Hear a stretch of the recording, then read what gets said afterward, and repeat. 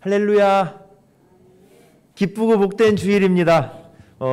특별히 새해 둘째 주일 그리고 주연절 첫째 주일에 우리 귀하고 이렇게 거룩한 주민교회 단 위에서 제가 이렇게 설 수 있도록 그렇게 허락하신 하나님과 그리고 주민교회 공동체의 모든 식구분들께 감사드립니다. 특별히 그 랜선 너머에 계시는 여러 성도님들 너무너무 보고 싶습니다.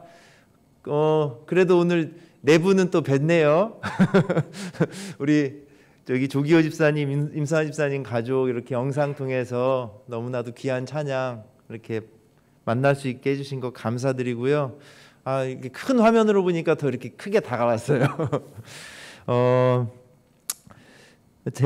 저희들 비록 이렇게 몸은 떨어져 있지만 이렇게 함께 드리는 이 예배를 통해서 그리스도의 사랑을 뜨겁게 체험하시고 그리고 하나님의 뜻을 온전히 깨닫는 귀한 시간이 되시기를 그리스도의 이름으로 축원합니다. 자, 오늘 첫 번째 준비한 이야기는 아일랜드에서 제가 들고 왔습니다. 19세기 중반에 아일랜드, 영국 옆에 있는 조그마한 나라죠. 그 아일랜드에 아주 끔찍한 대기근이 들었습니다. 약 3년 동안 100만 명이 넘는 아일랜드 백성들이 굶어서 아사로 죽었고요. 그리고 200만 명이 넘는 사람들이 먹고 살 게 없고 살 길이 없어서 그 아일랜드라고 하는 자신의 고국을 떠나서 미국으로 이민을 갔습니다. 아일랜드 대기근 때 이렇게 수많은 사람들이 고통받은 그 이유에는 여러 가지가 있겠지만 단일 품종 감자를 심은 것 때문에 대기근이 발생했다고 아는 사람은 별로 많지가 않습니다. 그래서 저 검은 감자라는 책이 그 아일랜드 대기근을 감자라고 하는 그 작물을, 구황작물을 통해서 바라본 책인데요. 아일랜드 농촌 백성들의 주식이 뭐였냐면요, 감자였습니다. 아주 예전부터, 오래전부터 아일랜드 사람들은 감자를 먹고 살았는데 원래는 마을마다 집집마다 전통적으로 이어져 내려온 다양한 종류의 감자가 있었다고 합니다. 그런데 그렇게 다양한 종류의 감자를 심었는데 수확량이 많은 단일 품종으로 모든 농가와 마을들이 바꿔버린 거예요. 이게 그냥 7배, 6배의 막 수확량이 생겨버리니까 그 단일 품종으로 바꾸면서, 근데 그러다가 그게 전염병이 발생하니까 그 단일 품종 때문에 속수무책으로 모든 감자들이 썩어버리는 참사가 벌어지고, 일명 아일랜드 감자 마름병은 얼마나 속도가 빨랐냐면요, 하루에 70km씩 그렇게 번져 나갔다고 합니다. 그래서 결국에는 100만 명이 넘는 아일랜드 백성들이 굶어 죽고 200만 명이 넘는 사람들이 고국을 떠나게 만드는 그런 결과를 초래했습니다. 그 다음 이야기는요, 제가 바나나 이야기 해볼게요. 감자 얘기했는데 바나나 이야기예요. 바나나 좋아하시죠?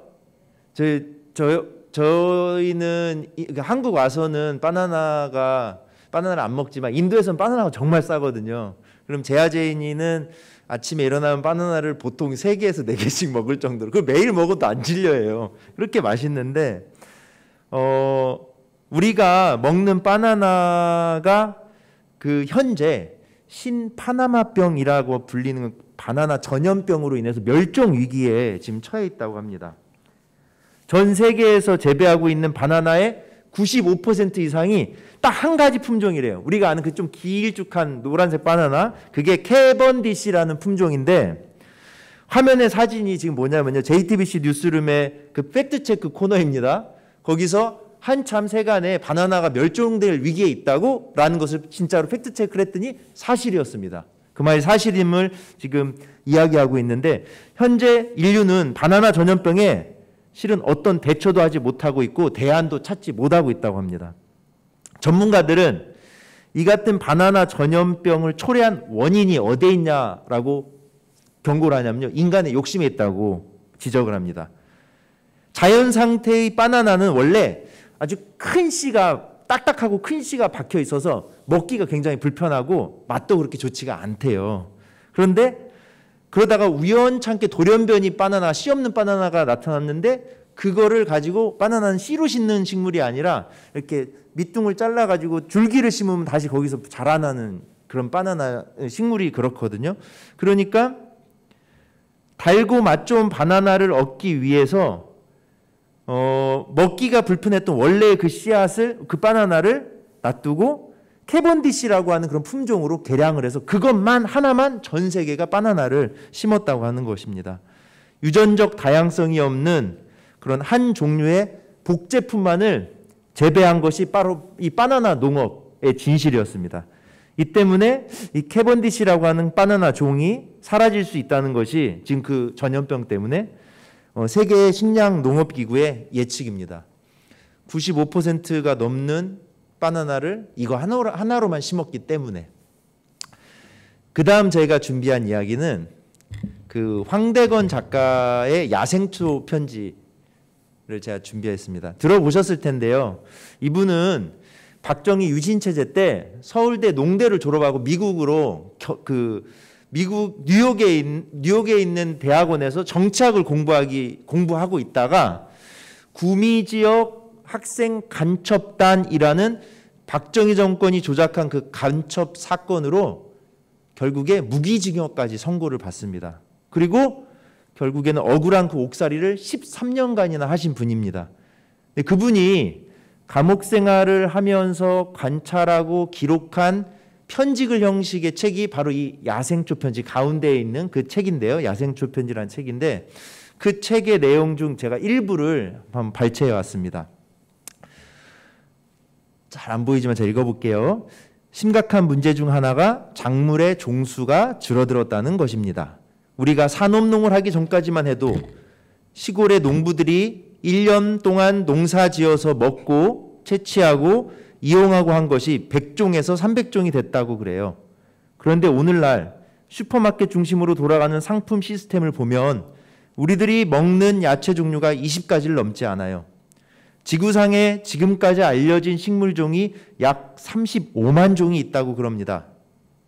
그런데 이 35만 종의 식물 중에서 인간들이 재배해서 먹고 있는 것은 약 3,000종 가량 된다고 합니다. 그러면 35만에서 3,000을 빼면 숫자가 어떻게 될까요? 대략 34만 7천 종의 식물들을 전부 잡초라고 없애버리는 그런 우를 지금 인류가 범하고 있어요. 저는 잡초라는 말을 안 씁니다. 대신에 저는 야초라는 말을 쓰고 있어요. 이 야초는 하나하나가 모두 나름대로 고유한 가치를 갖고 있습니다. 다만 우리들이 아직 그 가치를 잘 모를 뿐입니다. 바벨탑 이야기는 오늘 우리가 오늘 본문의 그 중심인데요. 이 바벨탑 이야기가 말하는 것이 무엇일까?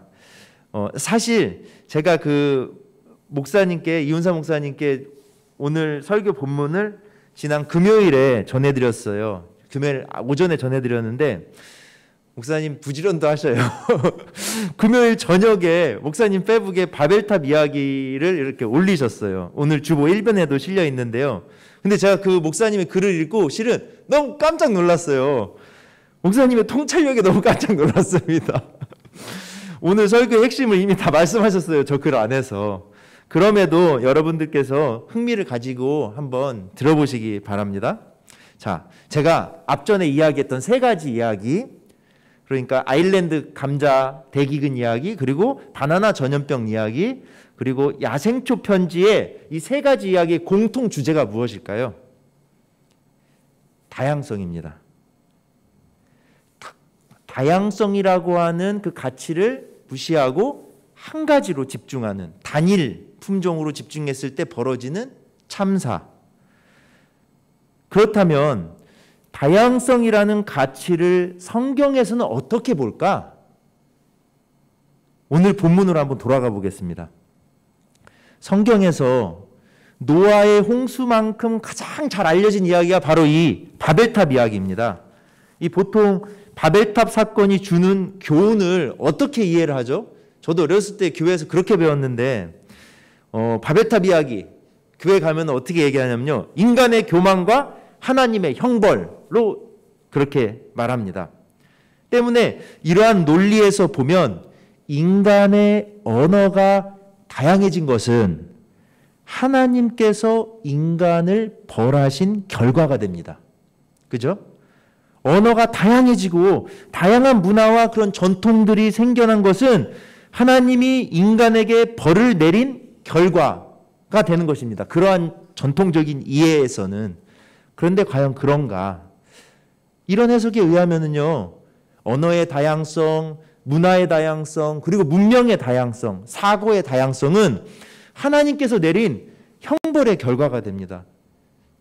이런 사고에 의하면 단 하나의 민족, 단 하나의 언어, 그리고 단일 품종, 단일 인종과 같은 개념은 선한 것이 되고 다양성은 악이 되어버립니다. 다양성은 복이 아니라 형벌이 되죠. 그런데 정말 과연 그런가? 오늘 본문의 4절에 보면은 바벨탑 건설의 목적이 나옵니다. 그들이 또 말하였다. 자, 도시를 세우고 그 안에 탑을 쌓고서 탑 꼭대기가 하늘에 닿게 하여 우리의 이름을 날리고 온 땅 위에 흩어지지 않게 하자. 성경에 의하면 인간들이 바벨탑을 건설하는 목적이 뭐냐라고 했을 때 뭐라고 기록하고 있어요? 목적이 뭐예요? 자, 도시를 세우고 탑을 쌓는 이유? 꼭대기가 하늘에 닿게 하는 것?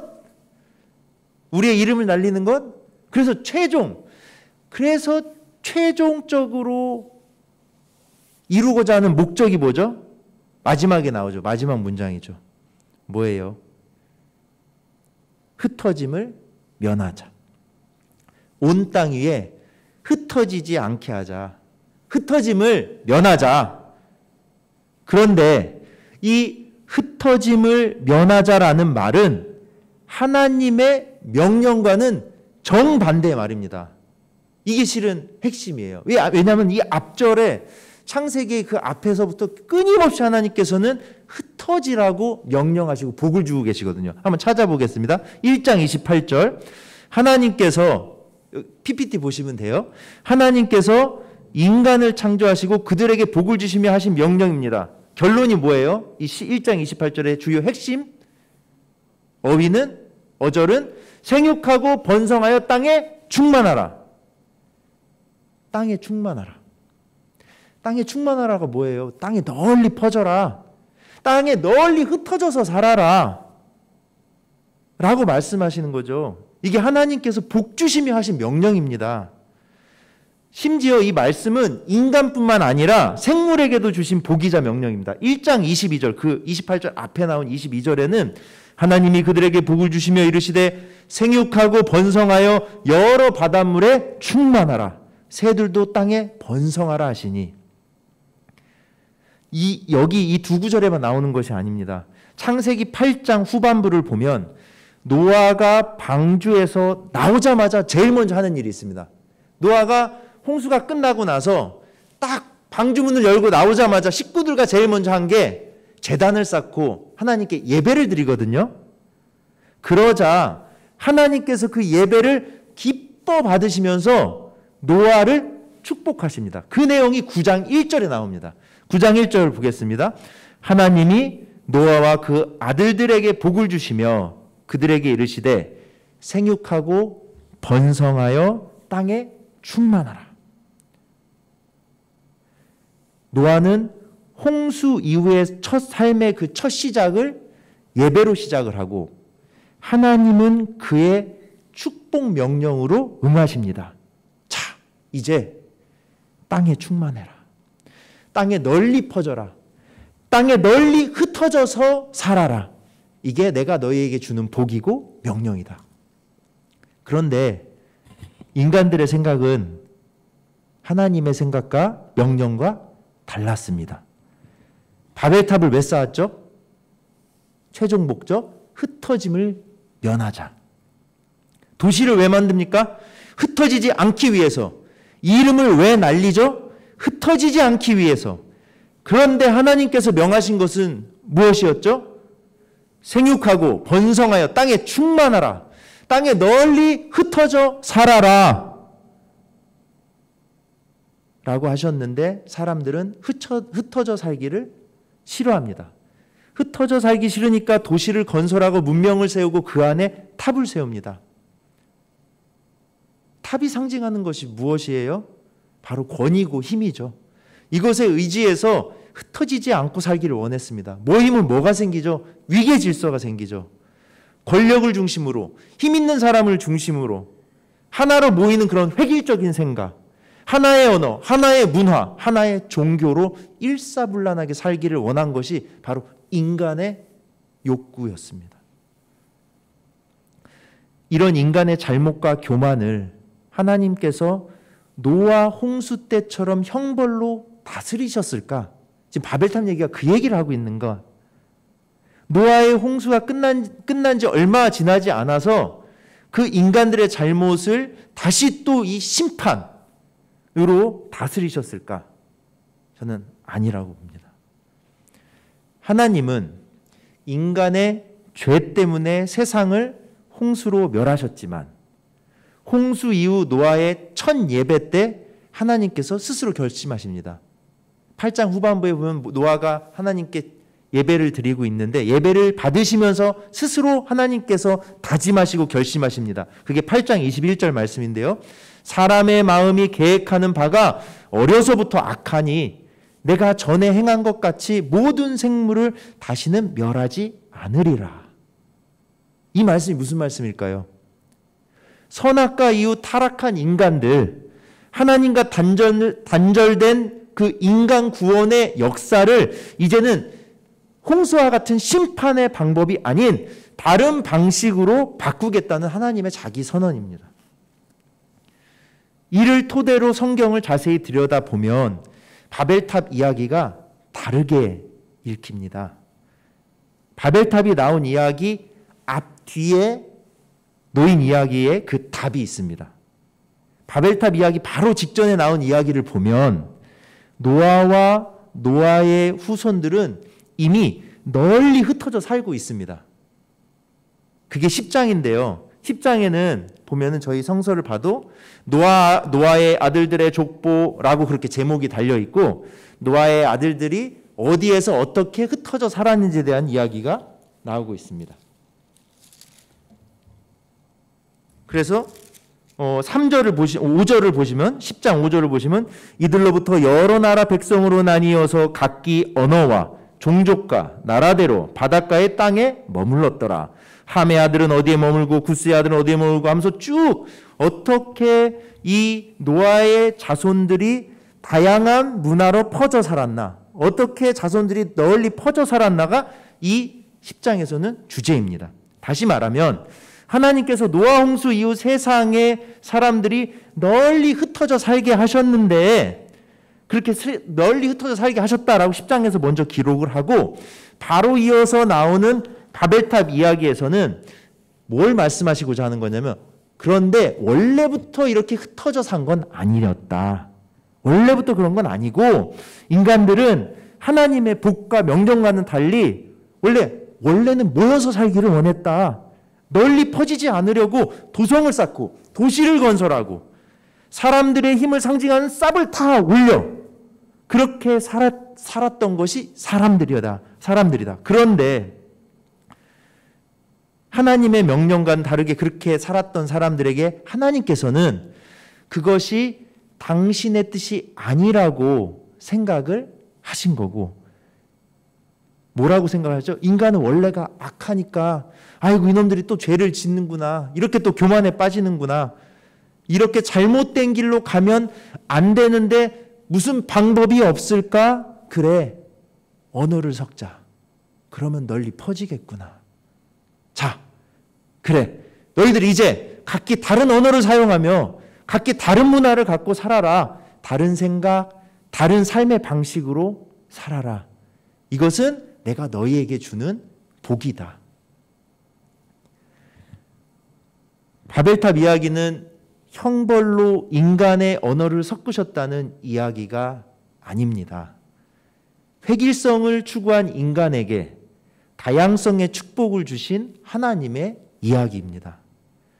한 군데 모여서 가장 권위 있고 가장 힘센 사람의 삶의 방식 하나로 살기를 원하는 그 인간 속성, 그런 도성 안에서 사는 사람들을 하나님께서 널리 퍼뜨리셔서 그들 각각의 언어대로, 그들 각각의 삶의 문화대로 살게 하셨다는 이야기를 성경에서는 증언하고 있는 것입니다. 그렇게 인간들이 널리 흩어져 살게 된 이유를 바벨탑 이야기를 통해 밝히고 나서, 그리고 노아의 아들인 셈의 그 진짜 족보 이야기를 끝으로 11장이 마무리가 됩니다. 이게 참 중요한데요. 바벨탑 이야기는 실은 창세기 그 원역사인 1장에서 11장까지의 이야기를 12장으로, 아브람 이야기가 12장부터 나오거든요. 나오기 위한 그 가교 역할을 하고 있는 것입니다. 뭐냐면은요, 11장 전반부에서 바벨탑의 핵심, 그 흩어짐으로 끝을 맺고 11장 후반부에서는 아브람 이야기의 전주로, 아브람 얘기는 아직 안 나와요. 근데 아브람 이야기의 전주로 그 11장 후반부에서, 자, 하나님이 그렇게 흩어져 살라고 했는데, 그렇게 사람들이 그래서 흩어졌는데, 그 흩어져 산 사람 중에 누가 있냐면 데라가 있다. 데라가 누구예요? 아브라함의 아버지. 그 흩어져 산 사람 중에 아브라함의 아버지 데라가 있다. 그도 바벨론 지역인 갈대아인의 우르를 떠나서 가나안 땅으로 가던 중 이 데라가 어디서 죽죠? 하란이라고 하는, 이 우르보다는 좀 더 작은 소도시예요. 하란에서 죽었는데 그에게는 아브라함이라는 아들이 있다가 11장 끝입니다. 그리고 나서 12장부터, 그런데 그 아브라함이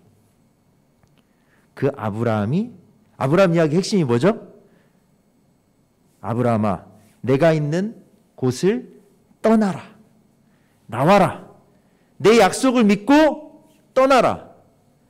그래서 성경의 역사는 바로 이 떠남으로부터 시작이 됩니다. 이게 아브라함 이야기의 시작, 성경의 역사의 시작입니다. 떠남.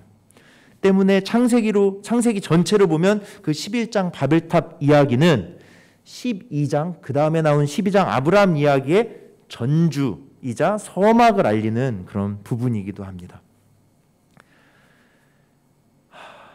세상의 문제가 무엇일까요? 다양성을 복으로 주신 하나님의 뜻을 복으로 보지 못하고 복으로 믿지 못하는 데 있습니다. 획일적이고 우월적인 것의 깃발 아래 모든 것들을 일동차렷하게 만듭니다. 우리는 나와 다른 생각, 나와 다른 모양을 조금 거북스러워하고 그리고 불편해합니다. 다양한 목소리가 있는 것, 다양한 생각들이 공존하는 것은 그것 자체로 축복입니다. 무지개가 너무 아름답잖아요. 무지개가 아름다운 이유는 7색깔 이상의 그 다양한 색들이 한데 모여 있기 때문입니다. 다양성은 하나님의 축복입니다. 하나님께서 인간의 말을 섞으셨다는 것은 저주가 아니라 그래서 축복입니다. 하나님께서 원래 의도하셨던 뜻, 생육하고 번성하여 땅에 충만하라, 땅에 널리 흩어져 살라는 그 뜻을 완성시키기 위해 그것이 가능하도록 이끄시고 인도하신 것이 바벨탑 이야기의 핵심입니다. 그래서 바벨탑은 형벌의 이야기가 아니라 복의 이야기입니다. 코로나 시대, 흩어지지 않고 바글바글 모여 사는 거대 도시 문명, 다른 생명을 해하지 않고는 살아갈 수 없는 인간 삶의 방식에 실은 이 바벨탑 이야기는 많은 고민을 던져줍니다.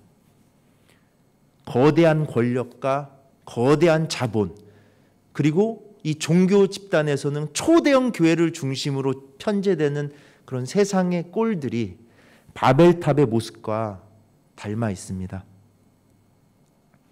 참 기독교인은 다양성을 사랑하고 다양성을 살려내는 일에 집중해야 합니다. 그래서 저는 주민 신앙 공동체의 그 걸음들과 그 역사가 더욱 소중하게 느껴집니다. 민주주의와 통일을 향한 고난의 투쟁과 더불어 70년대 말부터 협동조합 운동으로 다양한 개인의 가능성들을 지원하고 다양한 지역 문화가 꽃필 수 있도록 지역 공동체를 섬기고 살려왔습니다. 특히 대한민국에서 처음으로 외국인 노동자의 집을 세워 이 땅에 나그네로 온 이주민들의 눈물을 닦아주고 그들의 이웃이 되어 주었습니다. 이 모든 선교 사역의 걸음들은 바로 다양성의 가치를 하나님의 복으로 고백한 주민의 신앙 고백 때문이었습니다. 아직도 주민 공동체가 해야 할 일이 많이 있습니다. 끝나지 않은 사명들이 많이 있습니다.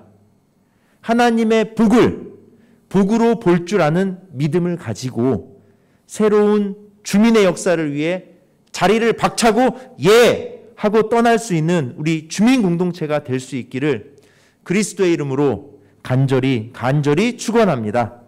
다 함께 기도하겠습니다.